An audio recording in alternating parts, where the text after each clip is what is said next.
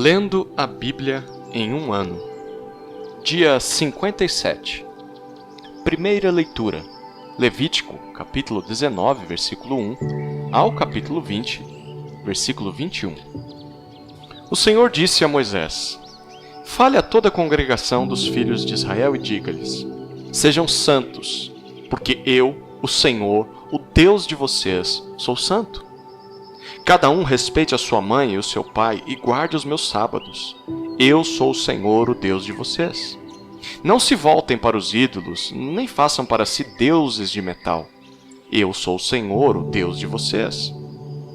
Quando oferecerem um sacrifício pacífico ao Senhor, ofereçam-no para que vocês sejam aceitos. Podem comer dele no dia em que o oferecerem e no dia seguinte, mas o que sobrar no terceiro dia será queimado. Se uma parte dele for comida no terceiro dia, é abominação, não será aceita. Quem dele comer, levará a sua iniquidade, porque profanou coisa santa do Senhor. Por isso, será eliminado do seu povo. Quando você fizer a colheita da sua terra, não colha totalmente o canto do seu campo, nem volte para recolher as espigas caídas.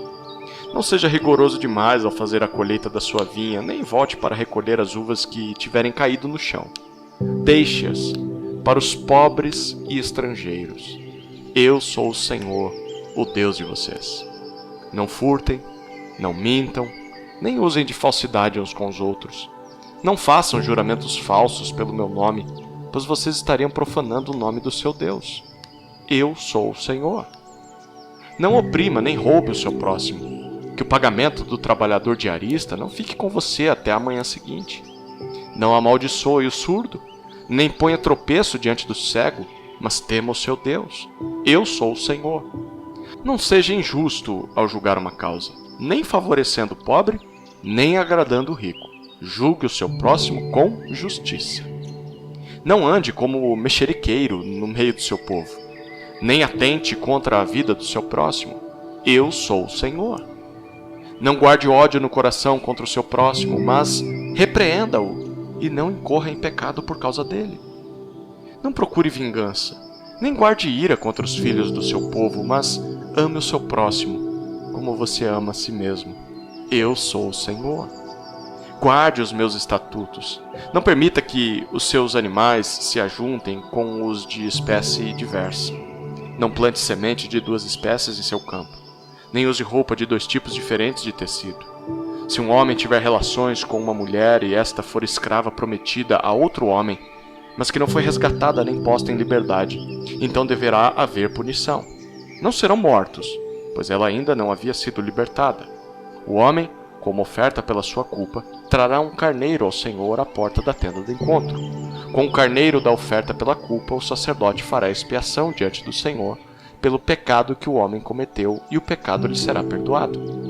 Quando entrarem na terra e plantarem todo tipo de árvore frutífera, os frutos dessas árvores lhes serão vedados. Nos primeiros 3 anos serão impuros para vocês. Não poderão comê-los. Porém, no 4º ano, todo o fruto dessas árvores será santo. Será oferta de louvores ao Senhor. No 5º ano, vocês poderão comer os frutos para que as árvores aumentem a sua produção. Eu sou o Senhor, o Deus de vocês. Não comam nada que tenha sangue. Não façam adivinhações, nem pratiquem magia. Não cortem o cabelo nas têmporas, nem danifiquem as pontas da barba. Pelos mortos, não façam cortes no corpo, nem ponham marca nenhuma sobre vocês. Eu sou o Senhor. Não desonre a sua filha, fazendo dela uma prostituta, para que a terra não se prostitua, nem se encha de maldade. Guardem os meus sábados, e reverenciem o meu santuário. Eu sou o Senhor. Não se voltem para os necromantes, nem para os adivinhos. Não os procurem, pois vocês serão contaminados por eles. Eu sou o Senhor, o Deus de vocês. Fique em pé na presença dos idosos. Honre a presença do ancião e tema o seu Deus. Eu sou o Senhor. Não oprimam o estrangeiro que peregrinar na terra de vocês. Tratem o estrangeiro que peregrina entre vocês como tratam quem é natural da terra. Amem o estrangeiro como amam a vocês mesmos, pois vocês foram estrangeiros na terra do Egito. Eu sou o Senhor, o Deus de vocês. Não cometam injustiça no juízo, nem na vara para medir, nem no peso, nem na quantidade. Tenham balanças justas, pesos justos e medidas de cereais e de líquidos que sejam justas. Eu sou o Senhor, o Deus de vocês, que os tirei da terra do Egito. Guardem todos os meus estatutos e cumpram todos os meus juízos. Eu sou o Senhor. O Senhor disse a Moisés: diga também aos filhos de Israel: qualquer dos filhos de Israel ou dos estrangeiros que peregrinam em Israel, que entregar um de seus filhos a Moloque, será morto. O povo da terra o apedrejará. Voltarei o meu rosto contra esse homem, e o eliminarei do meio do seu povo, porque entregou um de seus filhos a Moloque, contaminando assim o meu santuário e profanando o meu santo nome. Se o povo da terra fechar os olhos para o que esse homem fez ao entregar um de seus filhos a Moloque e não o matar, então eu voltarei o meu rosto contra esse homem e contra a sua família e o eliminarei do meio do seu povo, com todos os que o seguem e se prostituem com Moloque. Quando alguém se voltar para os necromantes e feiticeiros, para se prostituir com eles, eu voltarei o meu rosto contra ele e o eliminarei do meio do seu povo. Portanto, santifiquem-se e sejam santos, pois eu sou o Senhor, o Deus de vocês. Guardem os meus estatutos e tratem de cumpri-los. Eu sou o Senhor, que os santifico. Se um homem amaldiçoar o seu pai ou a sua mãe, será morto. Amaldiçoou o seu pai ou a sua mãe, é responsável pela própria morte.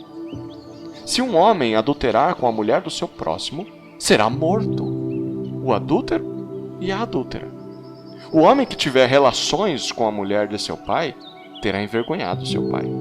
Tanto aquele homem quanto a mulher serão mortos. O seu sangue cairá sobre eles. Se um homem tiver relações com a nora, ambos serão mortos. Fizeram confusão. O seu sangue cairá sobre eles. Se também um homem tiver relações com outro homem, como se fosse mulher, ambos praticaram coisa abominável. Serão mortos. O seu sangue cairá sobre eles. Se um homem tiver relações com uma mulher e com a mãe dela, isso é perversidade.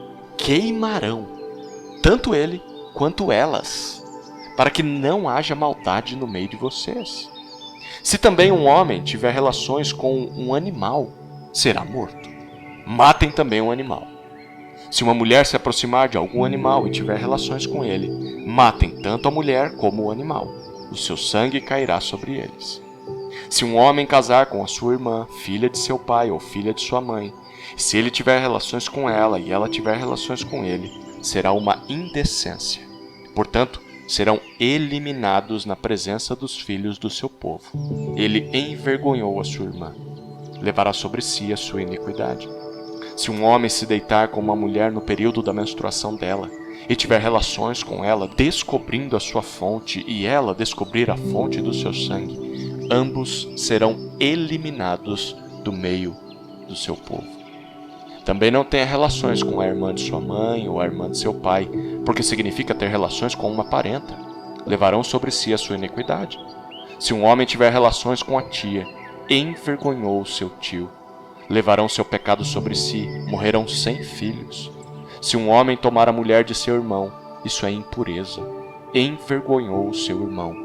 Ficarão sem filhos. Segunda leitura. Marcos, capítulo 8, versículo 11, ao capítulo 9, versículo 1. Os fariseus chegaram e começaram a discutir com Jesus.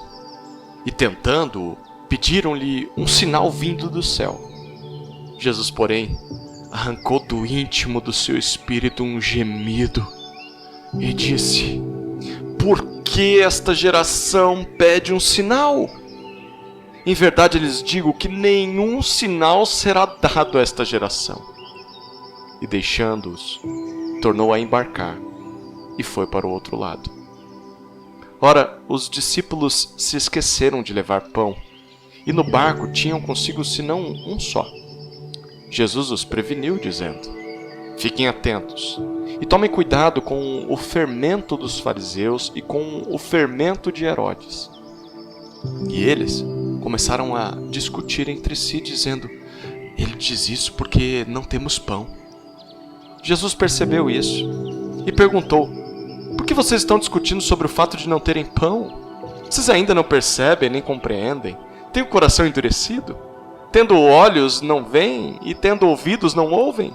Não se lembram de quando parti os 5 pães para os 5.000? Quantos cestos cheios de pedaços vocês recolheram? Eles responderam: 12. E de quando parti os 7 pães para os 4.000? Quantos cestos cheios de pedaços vocês recolheram? Responderam: 7. Ao que Jesus lhes disse: vocês ainda não compreendem? Então chegaram a Betsaida e lhe trouxeram um cego e pediram a Jesus que tocasse nele. Jesus, tomando o cego pela mão, levou-o para fora da aldeia. Então cuspiu nos olhos do homem e, impondo-lhe as mãos, perguntou: você vê alguma coisa? O homem, recuperando a visão, respondeu: vejo pessoas, mas elas parecem árvores que andam. Então Jesus novamente pôs as mãos sobre os olhos dele, e o homem, passando a ver claramente, ficou restabelecido e distinguia tudo de modo perfeito. E Jesus o mandou para casa, recomendando-lhe: não entre na aldeia. Então, Jesus e os seus discípulos foram para as aldeias de Cesareia de Filipe. No caminho, perguntou-lhes: quem os outros dizem que eu sou?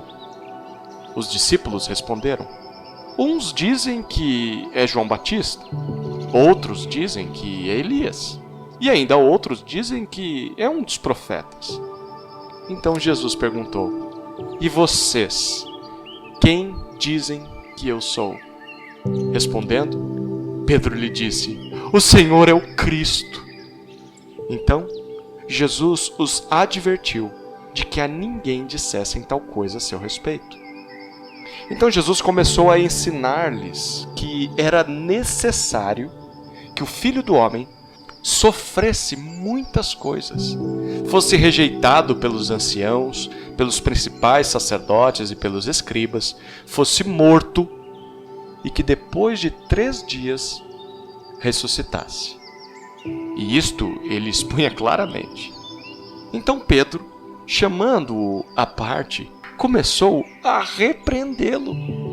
Mas Jesus, voltando-se e vendo os seus discípulos, repreendeu Pedro e disse: saia da minha frente, Satanás, porque você não leva em consideração as coisas de Deus, e sim as dos homens.